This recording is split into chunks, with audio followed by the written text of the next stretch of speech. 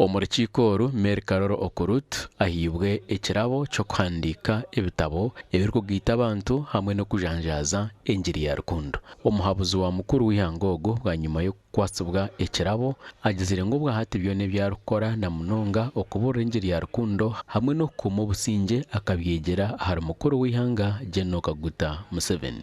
Nyongera President Museveni waza kureba n'ubwija kinana na mukaga n'inaremu abantu abana babiri ba ministers abiyatireho bakaba batari ba NRM nangwa n'umugenzi umwami wa Agacencwire akatarwa NRM kunkaya mureta ya mtumu government iba kwita broad based tugumize muntu kireba na leta ababiri batamu NRM kunka abataho baganira injiri batukunda.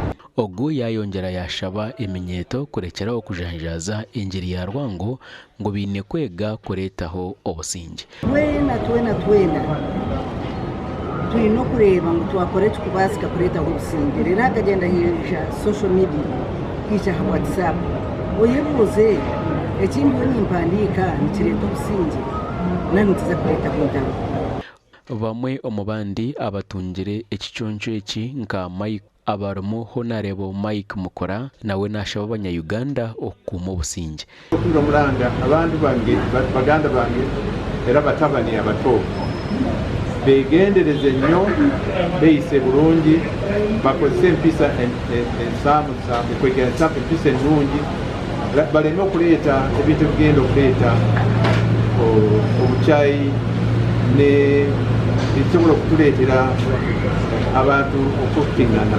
Ekiconco nk'eki kikabanza kuhebwa owabiraro President wa South Africa omugenzi Nelson Mandela ahabwa amaani ge aguyatire omu kurwanirira obugabe bw'abantu. Gashakwa Jimmy Muhumuza.